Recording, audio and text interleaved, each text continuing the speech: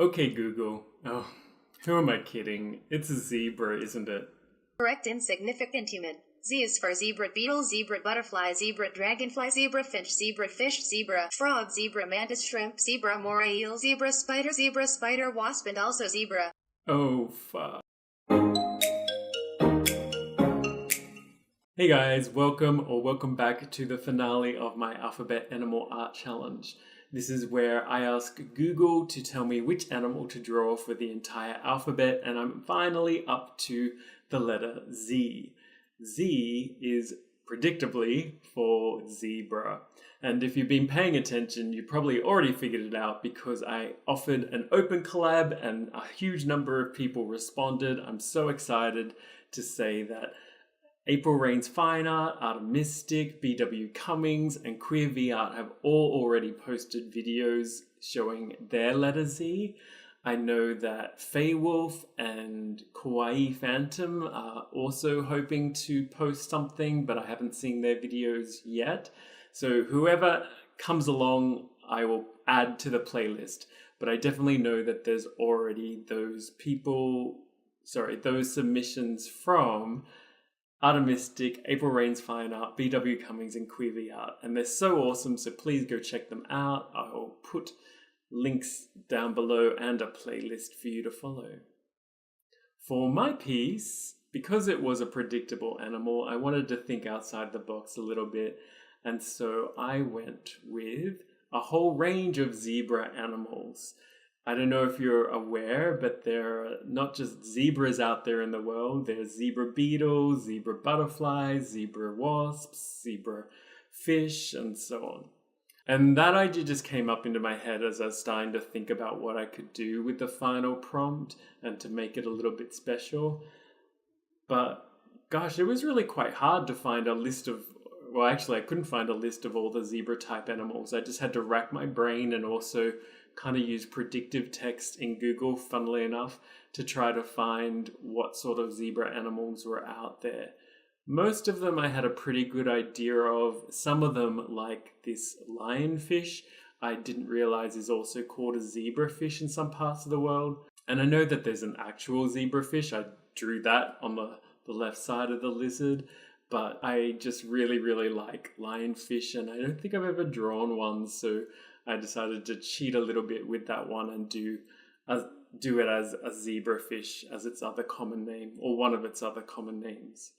And I also put that in the same circle as the zebra-tailed lizard to kind of reflect on the fact that Google had often messed with me during the challenges and given me two different animals to do in a circle. So that's the one circle that has two little animals in it. All the others have their own circle that they're breaking the frame of. And I'm also really happy with how the zebra ended up turning out. I don't think I've even ever drawn a horse before, or at least not one that I hadn't traced or something. And I found that it was actually really challenging to draw the zebra. I was getting the proportions wrong for the muzzle, is it? And also the legs, particularly the hind legs. It took me a while to figure it out. But maybe I was also just struggling a little bit to draw that day. I don't know. But I'm pretty happy with how the final piece ends up looking and how the zebra turns out, and the other animals as well, actually. I also should say I'm not sure if the frog is an actual real zebra frog. Well, okay, I should say there is a zebra frog, but I couldn't find any pictures of it, and I wasn't sure if I did find the right picture in the end for it.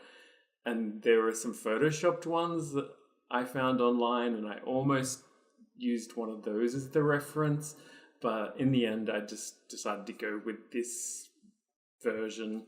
But I think all the other animals are actually real. They exist out there in the world, and those black and white stripes are really useful in a range of species for camouflage and other things. You also might notice that I'm changing my pens a lot during this. It's because I decided to challenge myself even further by using every single black liner that I own. I tried to show some of them being used throughout the video and lining them up, but the piece is actually quite big and it took up most of the camera frame, or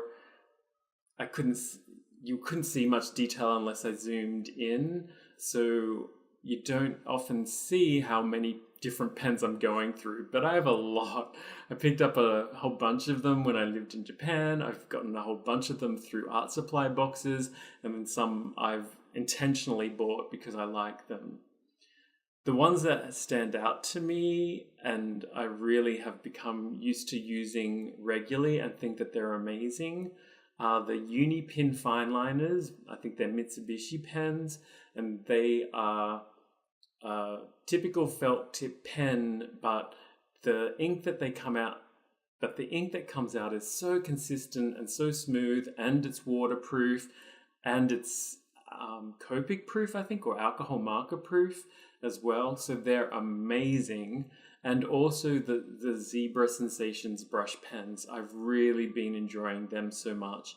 And then some of my other big brush pens that are Japanese style ink pens, I've really been enjoying those. And then there's some that I just did not enjoy using at all, or they were getting dry, or both. But overall, it was fun to use all these different fine liners. Oh, I should also say the new Faber-Castell Pitt Artist pens that I've received as well. They're also really great as well. So I'm really lucky to have a whole bunch of different liners to choose from. And it was really interesting to sit down and kind of go through them all at once and to compare them side by side to see which ones I liked for different things and which I felt like I had better control with. Sometimes it just came down to an issue of the size or width.